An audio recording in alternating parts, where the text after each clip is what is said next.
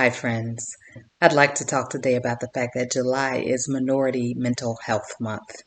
This means that we have an extra opportunity to think about ways that we can engage Black and Brown communities in being able to accept the benefits of mental health treatment.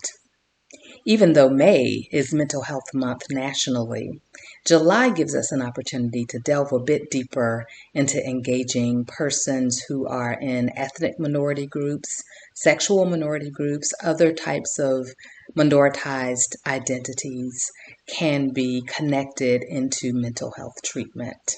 Connecting with mental health treatment is important because we find that in our communities we are exposed to higher levels of stress and disenfranchisement due to issues around employment, housing, food insecurity, voting rights, disproportionate engagement with the criminal justice, or as some would say, criminal injustice system, and other issues of our marginalization.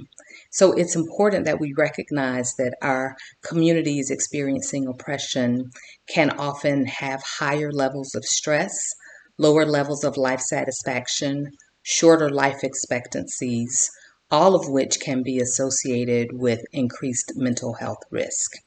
So just on those factors alone, it's important for people in our communities to be able to connect to mental health treatment. But it's not just about survival. So often we've been programmed that the goal of life is to keep our heads above water. But the reality is that we too deserve to have stable lives and stable mental health, and that stability can then be the foundation for other types of thriving or blossoming in other areas of our lives. Think for a moment about some of the things that you would like to strive for in your life. Sometimes we tell ourselves that if I could just get that new job, or that house, or that car, or live in that neighborhood, then fill in the blank. It's wonderful for us to have dreams, and we want to know, how do we get from here to there? So mental health treatment can be not only about making sure that any symptoms that we may have of depression or anxiety or challenges with regulating our anger, our emotions, that once we've addressed those types of mental health issues, that mental health treatment isn't necessarily over. Mental health treatment can also be about finding new skills, being able to develop a trusting relationship with someone who is trained to be able to help us to move up to the next level.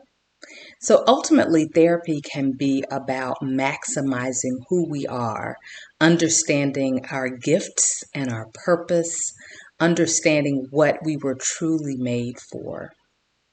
So consider that psychotherapy may be about laying your burdens down, being able to vent about the challenges of your history or even the things that happen in the present time, and to process them in a way that you find healing and that you can pivot toward a more hopeful future. Therapy is also a wonderful place for identifying and developing new skills, being able to articulate what your goals are, not just in therapy, but also in life. What's the kind of person that you want to become, and how do you get there? Therapy is a wonderful way to navigate to that place. Sometimes, although our communities really can benefit from mental health treatment, we can have a sense of taboo around mental health treatment. That someone will think that we're crazy, or that somehow we will be airing our family business and putting it at risk. So you probably know that therapy is about a confidential relationship where the things that you say in therapy stay between you and your therapist, except when there is imminent risk of danger. But you also may not know that therapy is about making sure that you build a trusting relationship so that you can talk about the things you really need to talk about. You can engage in truth telling, both about things that have happened to you and perhaps even things that you have done to others. Therapy is a place of acceptance and affirmation, a place where you can receive empathy, and a place where you can learn to develop empathy for others in your life, all while setting important boundaries. So I'd like for you to share this information with your friends, with your family, and coworkers. Help them to recognize the value of mental health treatment during this Minority Mental Health Month. And certainly, even after July is over, it is my prayer that we will continue to connect others with those things that are life-giving. Therapy is just one of many ways that we can connect to a greater quality of life, but I hope that you'll consider it today. If you have any questions or comments, I look forward to them below. I also would invite you to share or to subscribe so that you can continue in this conversation about mental health, particularly for Black and Brown communities. I'll see you soon.